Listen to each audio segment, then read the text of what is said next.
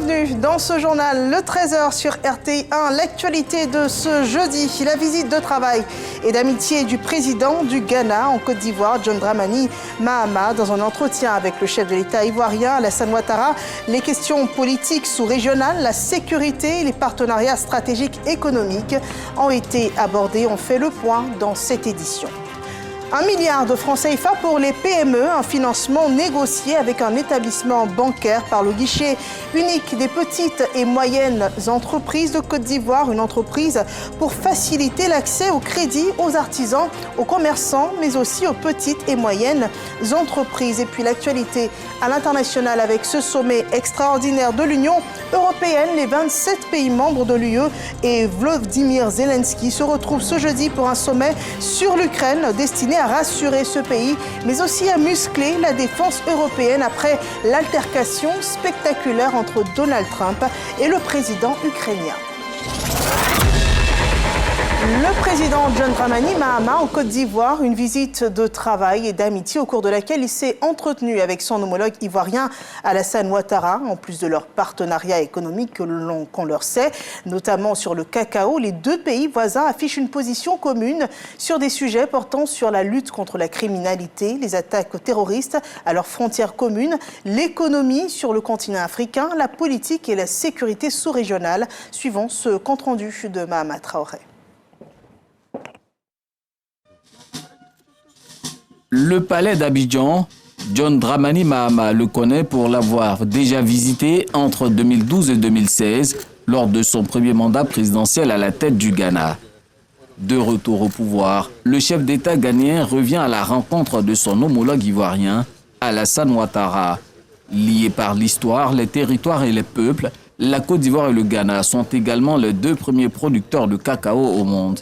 Les deux pays fournissent à eux seuls 60% de la production mondiale. Comme dans le cacao, les deux États sont déterminés à bâtir ensemble une alliance solide à même de relever les défis communs. S'agissant de la coopération bilatérale, nous avons réaffirmé notre volonté commune de soutenir l'initiative Cacao Côte d'Ivoire-Ghana et de renforcer la coopération entre le Ghana et la Côte d'Ivoire dans les domaines des mines et de l'énergie, de la lutte contre l'orpaillage illégal et de la surveillance de la qualité des eaux. Parce qu'évidemment, ces rivières qui traversent nos deux pays ont des conséquences néfastes pour les populations du Ghana et de la Côte d'Ivoire. Nous nous sommes également engagés à soutenir et à œuvrer à la mise en œuvre de l'accord de partenariat stratégique Côte d'Ivoire-Ghana, un instrument privilégié de la coopération.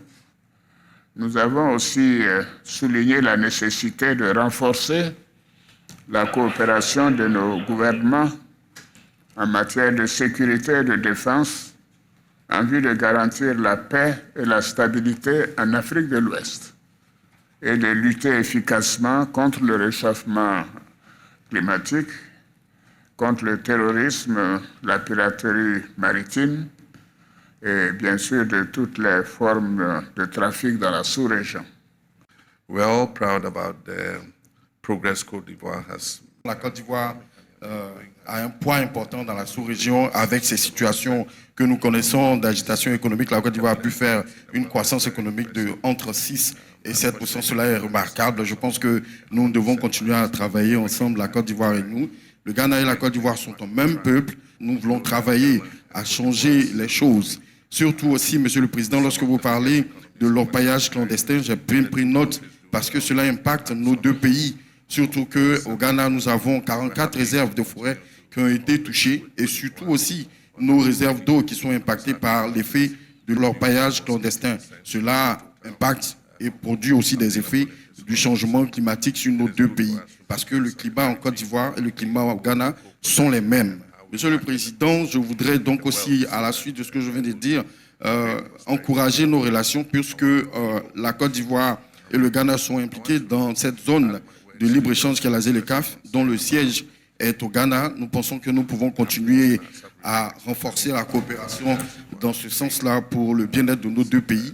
Tous deux membres de la CEDEAO, Communauté économique des États d'Afrique de l'Ouest, la Côte d'Ivoire et le Ghana se disent préoccupés par la situation de crise que traversent certains pays de la sous-région. There's always a possibility to be able to reassure them that, ECOWAS. Il y a toujours la possibilité de ramener nos pays frères à la maison.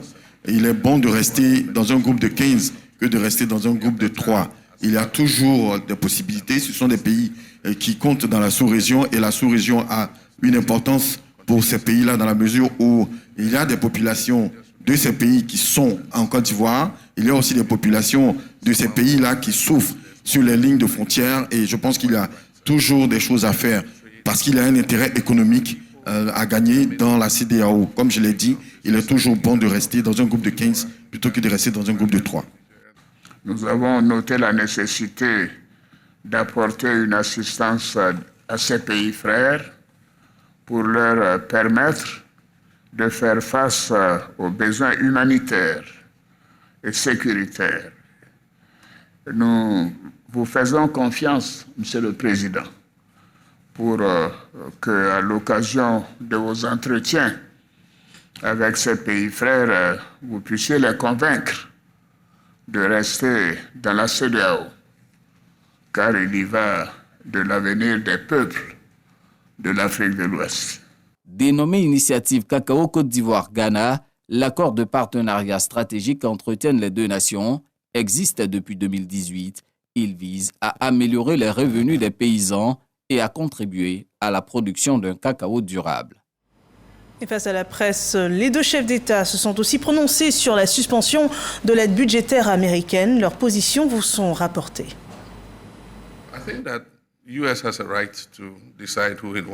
Vous savez, les États-Unis ont le droit de réviser leur stratégie de coopération, de voir comment est-ce qu'ils pourraient orienter leur financement.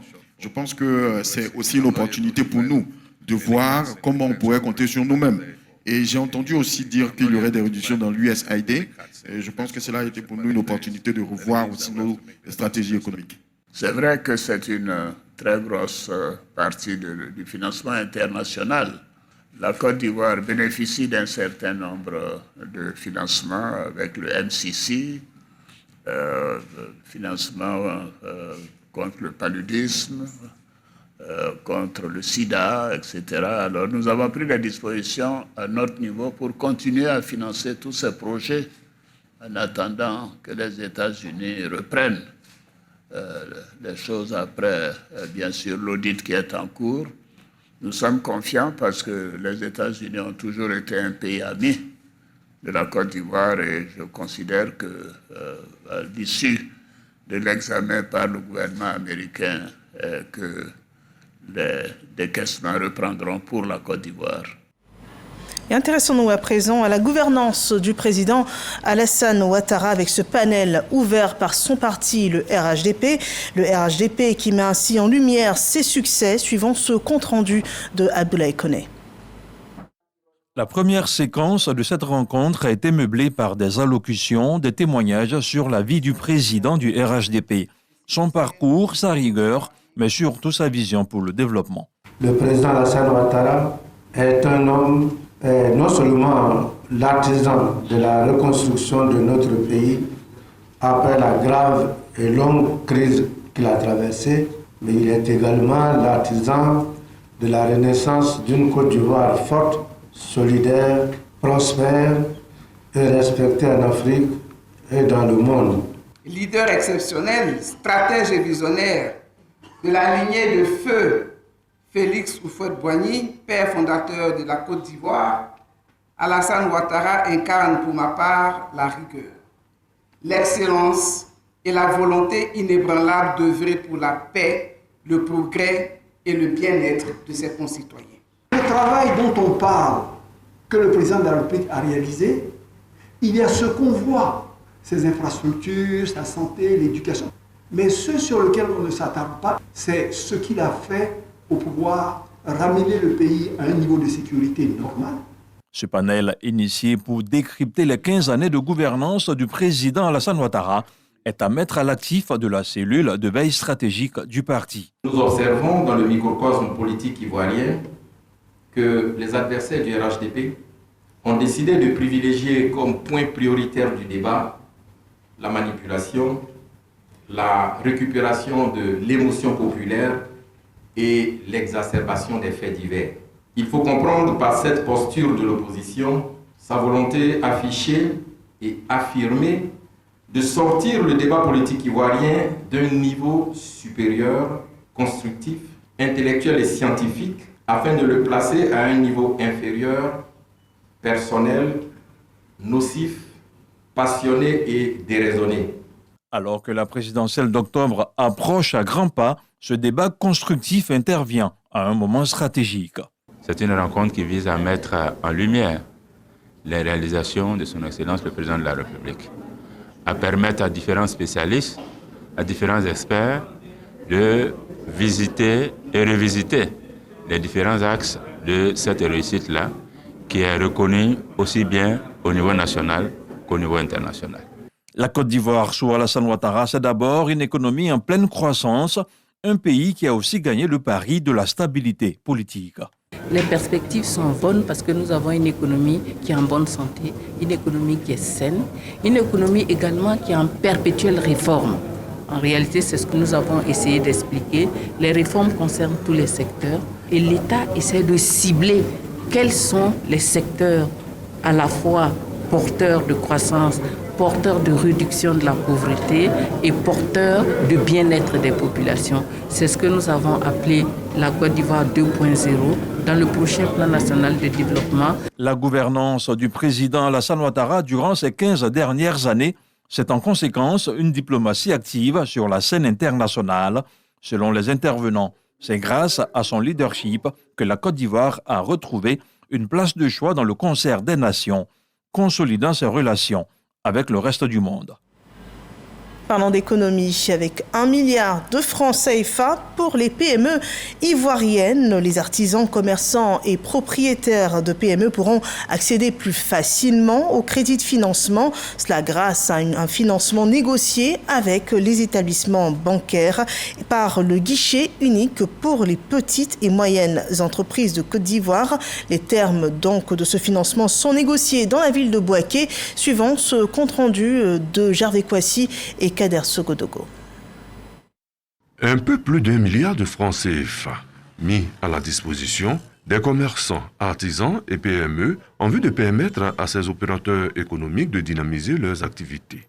Ce fonds est le fruit d'un partenariat entre la banque d'une structure de téléphonie mobile et le guichet unique de développement des entreprises de Côte d'Ivoire, GUD PME, structure logée au sein du ministère du Commerce et de l'Industrie.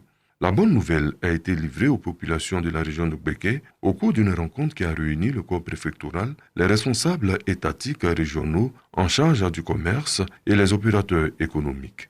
Il faudrait déjà se déclarer au niveau des organes du GUD PME qui sont Côte d'Ivoire PME et ensuite vous montez votre dossier. Tous les besoins de financement qui n'excèdent pas 1 million de francs CFA pourront passer sur l'offre digitale d'avoir accès à des fonds en 10 secondes et tous les dossiers qui dépassent le montant d'1 million, qui sont beaucoup plus structurés, vont subir une seconde analyse de la banque, mais dans un délai très court. Le ministère du Commerce et de l'Industrie s'inscrit dans cette démarche. Ce partenariat, n'est-ce pas, entre les deux structures, vient répondre à la vision de la transformation économique. Les populations cibles de Béké n'ont pas d'inquiétude à se faire. Ce genre de projet est en phase avec la vision du président de la République, son Excellence Alassane Ouattara, qui est mise en œuvre donc au niveau du département du commerce et de l'industrie par Dr Souleymane Diarra-Souba, visant à faire en sorte que les artisans de Côte d'Ivoire constituent donc le levier, le moteur du développement donc de la croissance économique. Ce sont plus de 100 millions de francs CFA qui ont été déjà dégagés pour soutenir les entreprises depuis la mise en œuvre de l'opération qui ne date pas de longtemps. Et maintenant, les normes du travail décent dans l'espace UEMOA, elles sont présentées par les Membres de l'UEMOA et l'Organisation internationale du travail, une déclaration des principes sur les entreprises multinationales et la politique sociale qui porte sur les droits des travailleurs et leur contribution au développement économique et social. Le reportage de Juliette Ouéa. Il faut promouvoir davantage le travail décent dans l'Union économique et monétaire ouest-africaine. C'est ce que recommandent l'UEMOA et l'Organisation internationale du travail, OIT. Ces deux organismes réfléchissent sur les actions concrètes pour favoriser la croissance économique et durable des 8 États membres. L'UEMOA a inscrit l'humain au cœur de son activité et donc le développement humain représente quelque chose d'extrêmement important au niveau de la commission de l'UEMOA. Dans la plupart de ces pays de l'UEMOA, on a une croissance économique positive, constante, mais qui ne crée pas de l'emploi, qui ne crée pas du bien-être pour la population. Alors l'OIT dit que c'est important que les pays puissent responsabiliser les entreprises multinationales, leur donner les outils pour que quand on fait des investissements qui sont nécessaires dans nos pays pour rentabiliser les nombreuses ressources que nous avons, que ces investissements se fassent avec la promotion des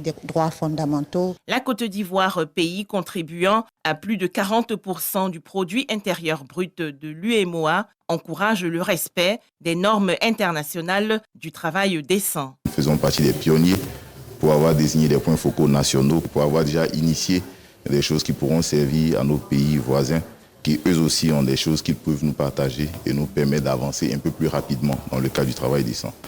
L'emploi informel, c'est autour de 80-90% d'une manière générale dans l'UEMOA. Et l'objectif à terme, c'est d'arriver à réduire cet emploi. Selon l'OIT, Organisation internationale du travail, un travail décent est un travail productif pour les femmes et hommes dans des conditions de liberté, d'équité, de sécurité et de dignité humaine. Et un travail productif pour la société. Nous partons dans la région du Poro. La direction générale des douanes du Nord a un nouveau dirigeant, le colonel Sékou Kader Traoré. Le nouvel administrateur reçoit les charges liées à son poste des mains de son prédécesseur sur le départ à la retraite après 40 ans de service, nous dit Ami Sissoko. Après 40 années au service de l'administration générale, dont 28 passés à la direction générale des douanes et 9 à la tête de la direction régionale des douanes de Korogo, le colonel Ibrahima Kamarati fait valoir ses droits à la retraite. À ses côtés, le colonel Zito Minani Bébié, sous-directeur de la surveillance et des interventions, prend également sa retraite.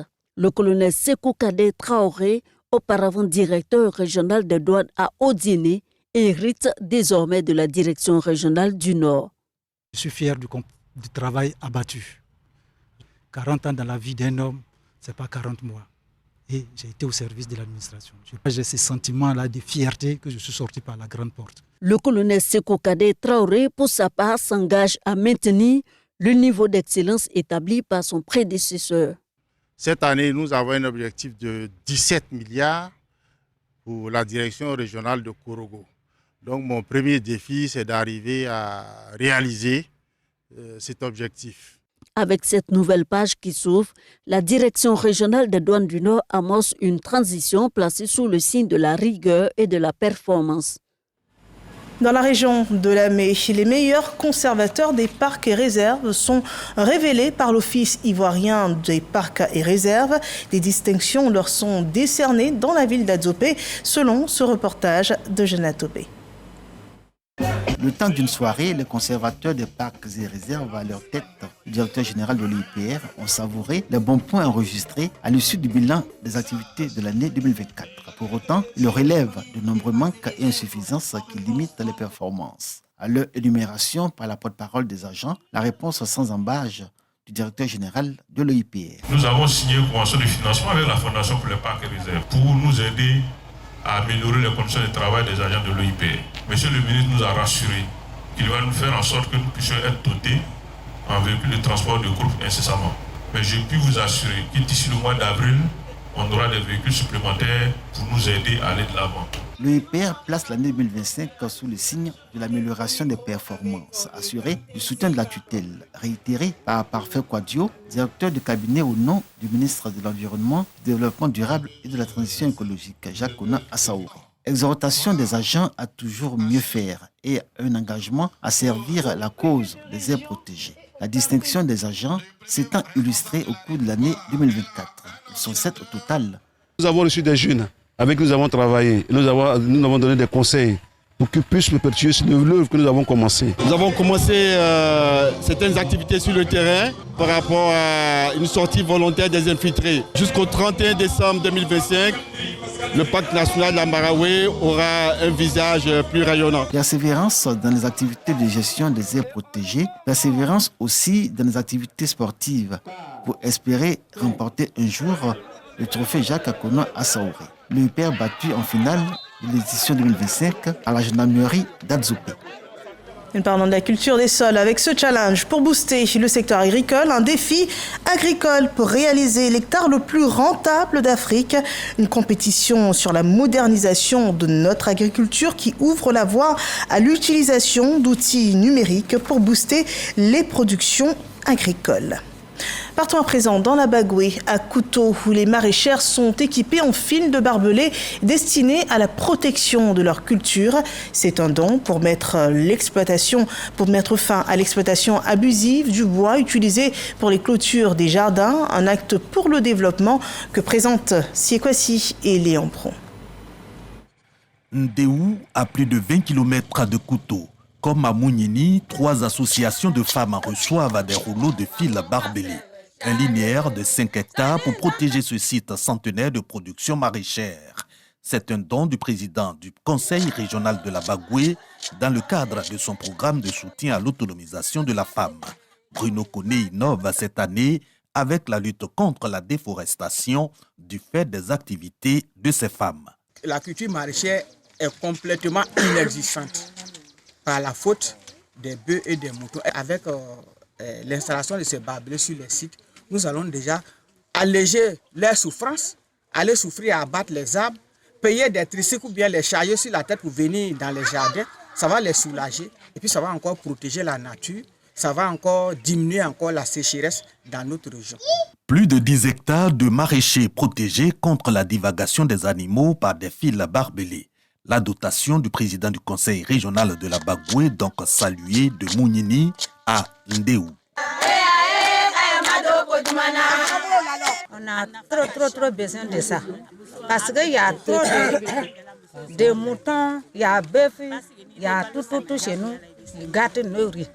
Vous êtes venus donner ça chez nous, c'est bien pour nous. Désormais, du barbelé au lieu place des essences protégées comme le teck ou le karité pour la ceinture des jardins potagers du Nord. De quoi réaliser un idéal cher au président du conseil régional de la Bagoué.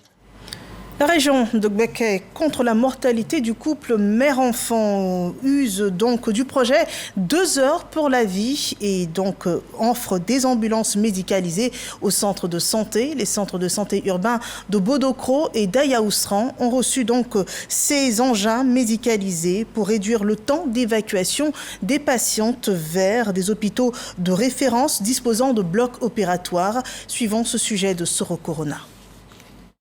Les centres de santé urbains de Bodokro et d'Ayaousran dans la région de Gbeke ont reçu 2 ambulances médicalisées d'une valeur totale de plus de 90 millions de francs CFA. Ces 2 véhicules contiennent du matériel, à savoir des aspirateurs avec accumulateurs, des brancards automatiques, 4 roues avec un système de relevage et ceinture de sécurité, des tensiomètres annuels complets adultes et enfants et des thermomètres électroniques. Ces équipements remis par le Fonds des Nations Unies pour la population, UNFPA, dans le cadre du projet 2 heures pour la vie. Le directeur de la santé et de la reproduction du bureau pays de l'UNFPA indique que ces ambulances permettront de réduire le temps d'évacuation des patients vers les hôpitaux de référence disposant de blocs opératoires. Cette mesure vise à limiter les décès maternels et néonataux. Il a établi que lorsque l'urgence est prise en charge à moins de 2 heures, le risque de décès est considérablement réduit. Donc, il s'agit véritablement de mettre en application cette évidence au niveau de la région du Gbeke afin de réduire significativement les décès maternels. Le préfet du département de Sakassou, représentant le préfet de région de Gbeke, a remis officiellement les clés des ambulances aux autorités sanitaires de Gbeke.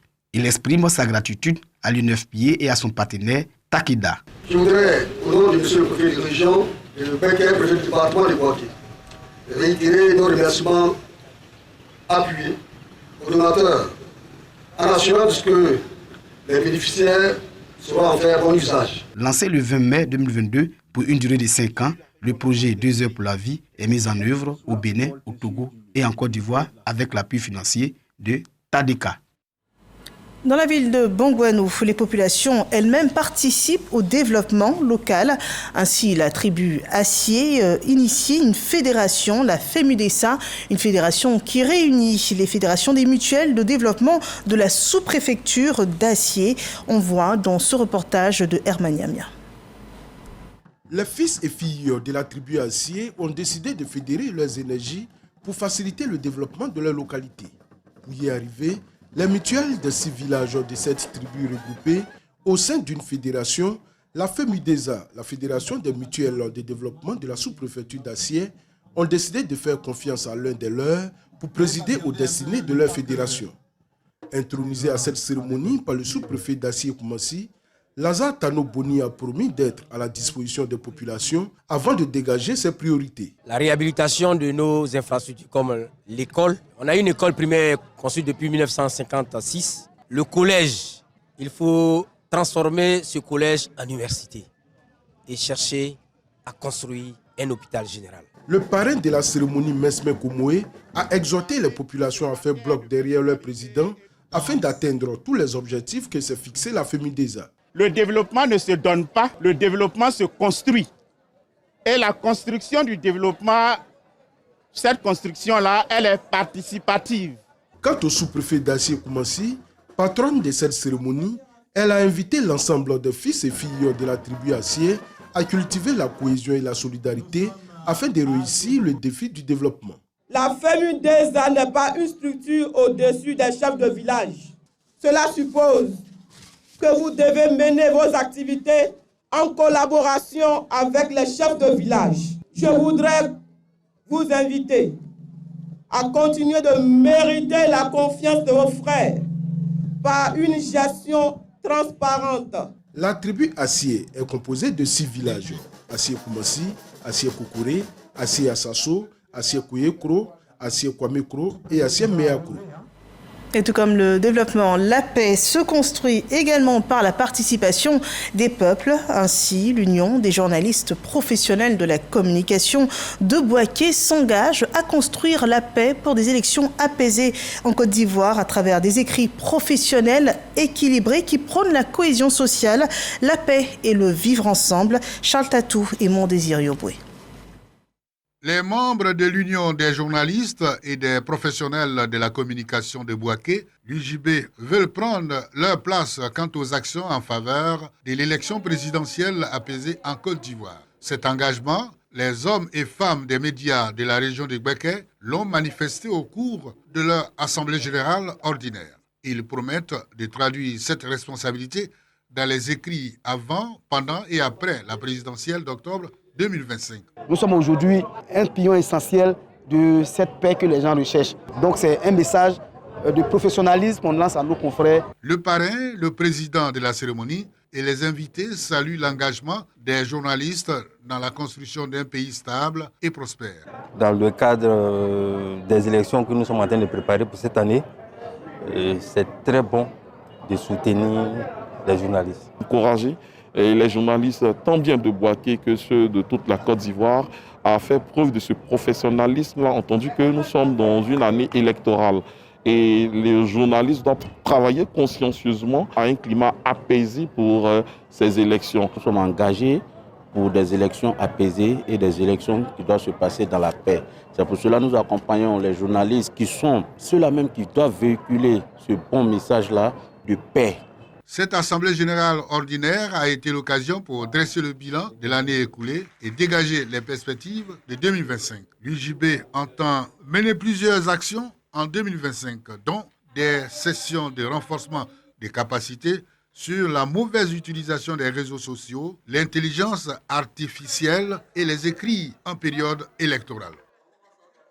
International est marqué par un sommet de l'Union européenne qui se tient ce jeudi à Bruxelles. Les chefs d'État et de gouvernement des pays membres de l'Union européenne se réunissent donc ce jeudi 6 mars pour un sommet consacré à la défense européenne et à l'Ukraine. Volodymyr Zelensky est également attendu à cette rencontre. Les dirigeants de l'UE débattront de la manière dont l'Union européenne peut continuer à soutenir l'Ukraine et des principes à respecter à l'avenir. Ils procéderont à un échange de points de vue sur les contributions européennes aux garanties de sécurité nécessaires pour assurer une paix durable en Ukraine. Et la question donc du renforcement de la défense européenne face à la menace de désengagement américain sera donc à l'ordre du jour. Fin de ce journal. Merci de nous avoir suivis. La suite de l'actualité, c'est à 15h, à 18h et à 20h avec le grand prime de l'information sur RTI 1 avec Marie-Laure Ngouran. Je vous souhaite un bel après-midi sur RTI 1. Je vous retrouve lundi pour une autre édition.